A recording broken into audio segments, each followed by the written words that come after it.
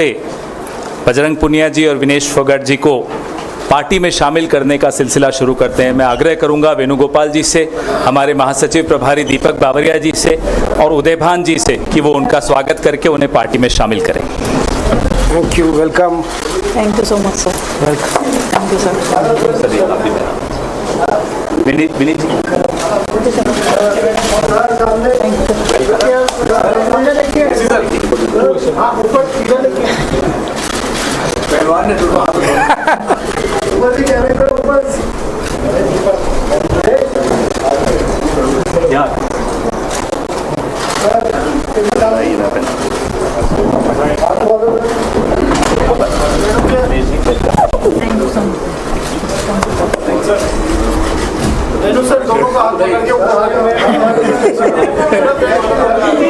Thank you sir.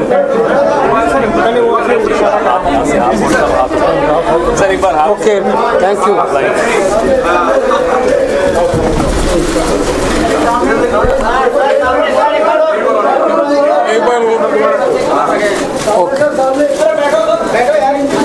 Thank you. Okay, thank you. अब मैं विनेश फोगाट जी से आग्रह करूंगा कि वो अपने विचार व्यक्त करें।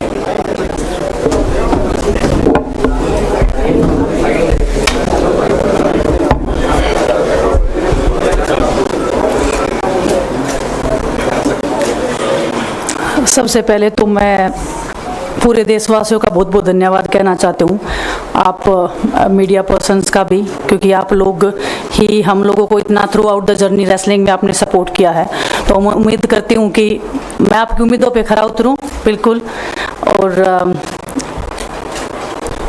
कांग्रेस पार्टी का मैं बहुत बहुत धन्यवाद करती हूँ, क्योंकि जब बोलते हैं ना कि बुरे टाइम में पता लगता है कि अपना कौन है। जब हम रोड पे घसीटे जा रहे थे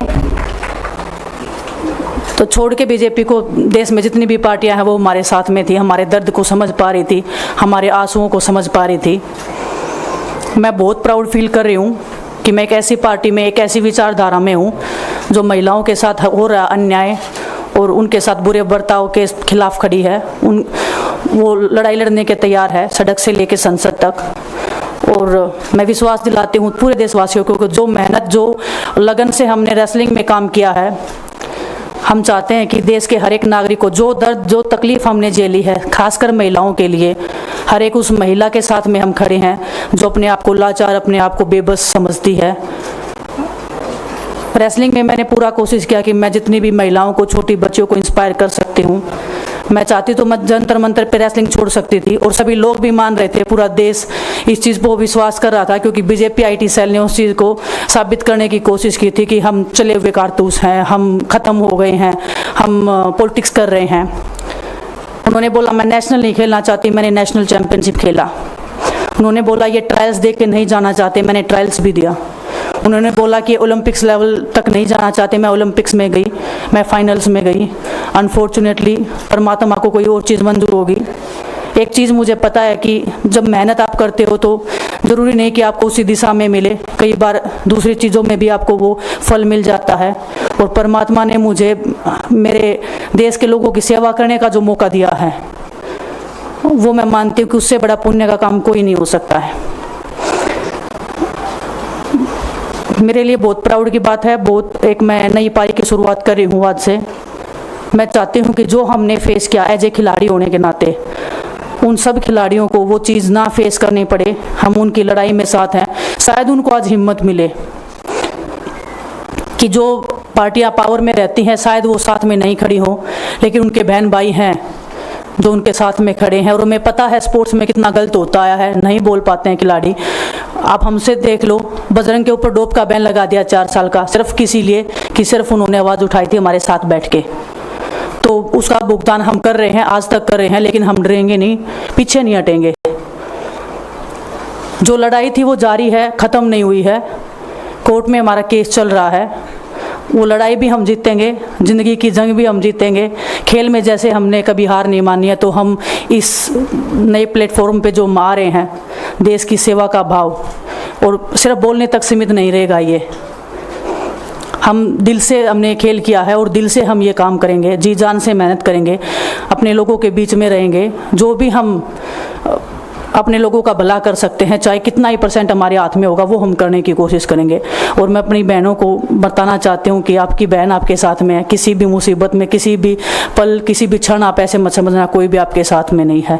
जब कोई नहीं खड़ा होगा तो मैं आपके साथ में ज़रूर खड़ी रहूँगी, कांग्रेस पार्टी आपके साथ में ज़रूर खड़ी रहेगी। ये हमने फील किया था और मैं वादे से कह सकती हूँ, दावे से कह सकती हूँ कि बिल्कुल आपके साथ भी खड़े रहेंगे। बहुत बहुत धन्यवाद आप सबका। धन्यवाद दिनेश जी। मैं बजरंग पुनिया जी से आग्रह करूंगा कि वो अपने विचार आपके सामने रखें। सभी को नमस्कार। और मैं धन्यवाद दूंगा केसी जी का, हरियाणा के प्रभारी हमारे दीपक बावरिया जी का, अध्यक्ष हमारे उदयभान जी का, पवन खेड़ा जी का और विनीत पुनिया जी का, और जितने भी कांग्रेस के हमारे लीडर हैं उन सब का, कि हमें विनेश ने बताया कि बुरे समय में हमारे साथ खड़े हुए।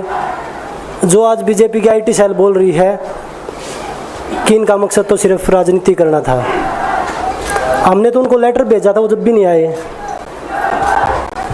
हमने तो बीजेपी के जो सांसद थी, जितनी भी महिला सांसद थी, उनके घर पे लेटर दिया था, वो फिर भी उन बच्चियों के साथ नहीं खड़े हो पाए। कांग्रेस पार्टी तो बिना कुछ हमने इनको बताया ये वहाँ पे हमारे साथ खड़े हुए।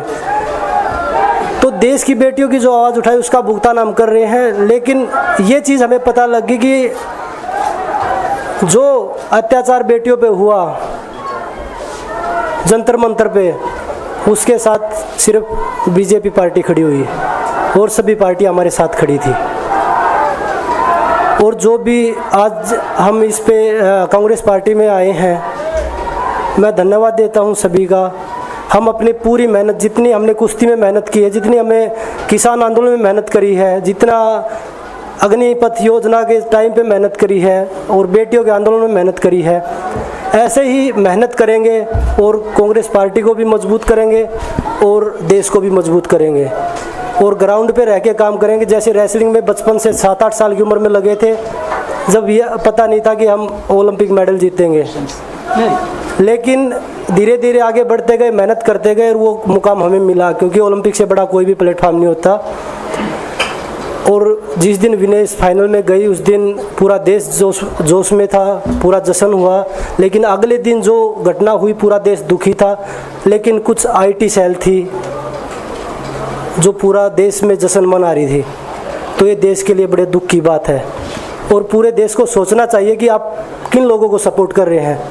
जो देश में खिलाड़ियों के साथ, महिलाओं के साथ, किसानों के साथ, जवानों के साथ जो अत्याचार कर रहे हैं, आप उन लोगों को सपोर्ट कर रहे हैं। तो मैं यही बोलूँगा कि हम मिलके मजबूती से लड़ेंगे और जो संघर्ष की लड़ाई उसमें हम हमेशा कांग्रेस के साथ खड़े रहेंगे। और जो विनेश ने बोला कि हम हर जो महिला, जो बेटियां, देश की बेटियां हैं जिनके साथ अत्याचार होता है, हम उनकी आवाज़ हमेशा उठाते रहेंगे। सभी का धन्यवाद।